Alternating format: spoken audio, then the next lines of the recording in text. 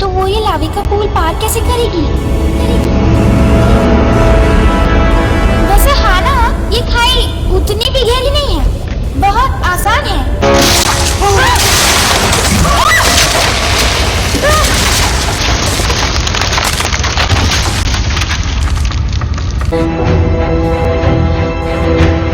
One, two, three. Movie की शुरुआत में हमें मूवी की मेन कैरेक्टर पिली, उसका भाई सैम और उसकी मॉम जोली दिखाई देती है, जो अपने नाना कीमो के घर जा रही होती हैं।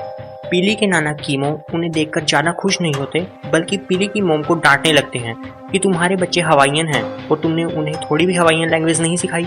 इसी दौरान पिली की नज़र एक वैन पर पड़ती है जो उसके नाना की थी।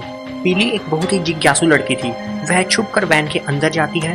वहाँ उसे एक बुक दिखाई देती है जो एक मॉन्क ने लिखी थी। मॉन्क पुराने ज़माने की एक फेमस कहानी थी जिसमें रॉबिन्सन्स और ब्रॉन्स नाम के दो लुटेरे थे और साथ में उनका एक कुक था जिसका नाम था मॉन्क। इस बुक में खजाने के बारे में लिखा हुआ था जो काफ़ी सालों से छिपा हुआ था और आज तक जो भी उस खजाने को लेने गया वो वापस नहीं लौटा। पिली बुक को लेकर वैन से बाहर आती है। तब वह देखती है कि वहाँ एक लड़का खड़ा था जिसका नाम था कैस्पर। वह हवाई का ही रहने वाला था। उन दोनों के बीच में कुछ बातचीत होती है और वे दोनों दोस्त बन जाते हैं। पिली रात को उस बुक को पढ़ रही थी। तभी पिली का भाई सैम वहाँ जाता है और पिली से वो बुक छीन लेता है। सैम पिली को खजाने से रिलेटेड आत्माओं के बारे में बताता है कि वे आत्माएं किसी को भी खजाना ले जाने नहीं देती और जब कोई वह खजाना ले जाने की कोशिश करता है तब वे आत्माएं जाग जाती हैं। अगले दिन दोनों बच्चे देखते हैं कि पिली की मोम अपने डैड से लड़ रही थी क्योंकि कीमो ने काफ़ी टाइम से टैक्स पे नहीं किया था। दोनों बच्चे समझ जाते हैं कि उनके नाना के पास पैसे नहीं हैं और अगर उन्होंने टैक्स पे नहीं किया तो उनका हवाई वाला घर बिक जाएगा। थोड़ी देर बाद कैस्पर अपनी दोस्त हैना के साथ पिली से मिलने आता है। कैस्पर देखता है कि पिली मोंक नाम की बुक पढ़ रही थी। फिर वो दोनों उसमें लिखे खजाने के बारे में डिस्कस करने लगते हैं कि कैसे मोंक बहुत ही बुरी हालत में बीच के किनारे पर मिलता है, जैसे कि उसे किसी ने बुरी तरह मारा हो। तभी पिली के नाना पीछे से उनकी बातें सुन लेते हैं और पिली पर गुस्सा करते हैं कि उसने यह बुक क्यों चुराई। पिली के जिद करने पर कीमो पिली को उसी आइलैंड को दिखाने ले जाता है जो कि उस बुक में लिखा हुआ था। पिली वहाँ पहुँचकर उस बुक को वहाँ से रिलेट करने लगती है। पिली को वहाँ एक पत्थर दिखाई देता है जिसमें वैसा ही साइन था जैसा कि उस बुक में था। पिली थोड़ा ऊपर चढ़कर उस आइलैंड को देखना चाहती थी मगर कीमो उसे इतनी दूर जाने से मना करता है और वह उसका पीछा करता है, मगर ज़्यादा ऊंचाई होने की वजह से वो पहाड़ से नीचे गिर जाती हैं। ये देखकर पिली घबरा जाती है और अपनी मोम को कॉल करके हॉस्पिटल बुलाती है। पिली की मोम उसे बहुत डांटती है और कहती है कि उसके डैड की जो भी हालत है वह उसी की वजह से है। यह सुनकर पिली बहुत ही दुखी हो जाती है। अगले सीन में हमें कैस्पर और पिली दिखाई देते हैं। पिली कैस्पर के सामने रोने लगती है और कहती है कि मेरे नाना की फाइनेंशियल कंडीशन भी ऐसी नहीं है कि वे अपना लोन चुका सके। तब कैस्पर मजाक में कहता है क्या तुम अब खजाना ढूंढोगी? और पिली सीरियस होकर कहती है हाँ। पिली कहती है कि अब उसे खजाना ही ढूंढना पड़ेगा जिससे मेरे नाना का घर बिकने से बच सके। पिली अपने भाई का फ़ोन और ट्रक लेकर कैस्पर के साथ निकलती है। अब वे दोनों कैसे भी करके उन पहाड़ियों तक पहुंच जाते हैं।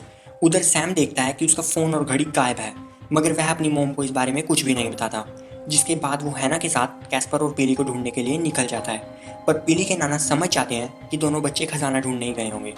दूसरी तरफ पिली और कैस्पर गुफा तक पहुंच जाते हैं। तब पिली का पैर फिसल जाता है और वे दोनों गुफा के अंदर गिर जाते हैं। वहाँ पिली को एक स्केलेटन दिखाई देता है जिसके साथ एक सोने का लॉकेट और एक रिंग भी थी। ये देखकर उन्हें पूरा यकीन हो जाता है कि यहाँ सच में खजाना है।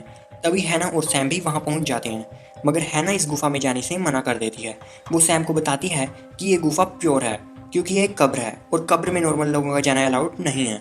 तब सैम उसकी बात का मजाक बनाता है और कहता है कि मुझे अपनी बहन को ढूंढना है, जिसके बाद ही दोनों अंदर चले जाते हैं। तब उन्हें वहाँ गहरी गुफा दिखाई देती है जहाँ पिली और कैस्पर होते हैं। सैम पिली को उस गुफा में देखकर बहुत ही गुस्सा हो जाता है। तब पिली सैम और हैना को वहाँ पड़े सोने के सिक्के और रिंग दिखाती है। अब जब सैम और हैना खुद सोने को देखते हैं तब वे खजाने को ढूंढने के लिए मान जाते हैं। अब पिली उस बुक को खोलती है और आगे का रास्ता देखती है तो उन्हें पता चलता है कि अब उन्हें एक सुरंग से होकर गुजरना था। सुरंग के अंदर उन्हें एक स्पाइडर दिखाई देता है जिसे देखकर वे सभी लोग डर जाते हैं। अब वे सभी तेजी से सुरंग के अंदर भागना शुरू कर देते हैं, लेकिन जल्दी की वजह से सुरंग पत्थरों से बंद हो जाती है। आगे बढ़ते हुए वे एक बहुत ही ऊंचे पुल के पास पहुंचते हैं। वे सभी किसी न किसी तरह पुल को भी पार कर लेते हैं। आगे बढ़ने पर उन्हें एक पानी का तालाब दिखाई देता है। ये तालाब जुगनू से भरा हुआ था जिसकी चमक नीचे पानी पर पड़ रही थी, जिससे उन्हें पानी के नीचे एक सुरंग दिखाई देती है। सुरंग को पार करने के बाद उन्हें सूरज की रोशनी दिखाई देती है। साथ ही उन्हें नेट से बंधा हुआ बड़ा सा पत्थर दिखाई देता है जिसके ऊपर एक रस्सी लटक रही थी। कैस्पर और सैम उस रस्सी पर लटक जाते हैं जिससे उनके सामने एक बड़ा सा दरवाजा खुल जाता है। अंदर जाने पर उन्हें खजाना ही खजाना दिखाई देता है और वे समझ जाते हैं कि बुक में लिखी कहानी झूठी नहीं थी। मगर वे सोचते हैं कि जब ब्रॉन्ज, रॉबिन्सन और मोंक को खजाने के बारे में पता था तो वे खजाने को बाहर क्यों नहीं ले जा पाए। वे सभी खजाने को पाकर बहुत खुश थे। वे सोचते हैं कि हमें जल्द से जल्द खजाने को लेकर निकलना चाहिए, लेकिन हैना कहती है कि एक प्योर जगह है और अगर हम यहाँ से खजाना लेकर गए तो और भी लोग इसे ले जाने की कोशिश करेंगे जिससे यहाँ का पीस खत्म होगा और उन्हें कर्ज भी लग सकता है। मगर सैम हैना की बात नहीं मानता और बैग में खजाना भरने लगता है। वहीं दूसरी तरफ कीमो समझ जाता है कि सभी बच्चे खजाना ढूंढने गए होंगे और इतना सुनते ही जोली बच्चों को ढूंढने के लिए निकल जाती है। उधर सैम के बैग भरने से वहाँ सभी मशालें लाल से नीली हो गई थी और ड्रम्स की तेज आवाज़ें भी आने लगी थी क्योंकि सभी सोल्स जाग चुकी थी। वो अब वहाँ से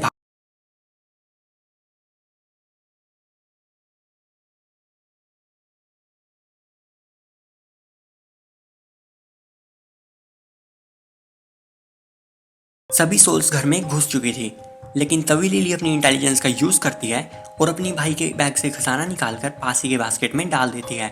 लिली के ऐसा करने से सभी सोल्स वहाँ से चली जाती हैं, लेकिन उनमें से एक सोल जोली के हस्बैंड की भी थी। सभी बच्चे अपने फादर की सोल को देखकर बहुत ही खुश होते हैं। अब सभी सोल्स घर से निकलकर नदी के अंदर जाकर गायब हो जाती हैं। अब इन लोगों को समझ आ चुका था कि इस खजाने की प्रोटेक्शन स्पिरिट्स कर रही हैं और कोई भी इस खजाने को बाहर नहीं ले जा सकता। अगली सुबह सबको हॉस्पिटल में दिखाया जाता है जहां पीली के नाना सबको बताते हैं कि रॉबिन्सन्स और ब्रॉन्ज खजाने के लिए लड़ पड़े थे और उन्होंने मोंक को भी बुरी तरह मारा था, लेकिन उनके शोर से वहां की सोल्स जाग चुकी थी। लेकिन मोंक को खजाना नहीं चाहिए था, इसलिए वे वहां से भाग जाता है और भागते भागते हमारे फादर के पास पहुंचता है, इसलिए वो बुक हमारी फैमिली के पास है। लास्ट सीन में हमें दिखाया जाता है कि वे बच्चे अपना न्यूयॉर्क वाला घर बेच देते हैं और अपने नाना के साथ रहने लगते हैं और इसी के साथ यह मूवी यहीं पर एंड हो जाती है। अगर आपको ये स्टोरी अच्छी लगी हो तो वीडियो को लाइक और चैनल को सब्सक्राइब करना ना भूलिएगा। तो मिलते हैं अगली वीडियो में एक और ऐसी इंटरेस्टिंग स्टोरी के साथ।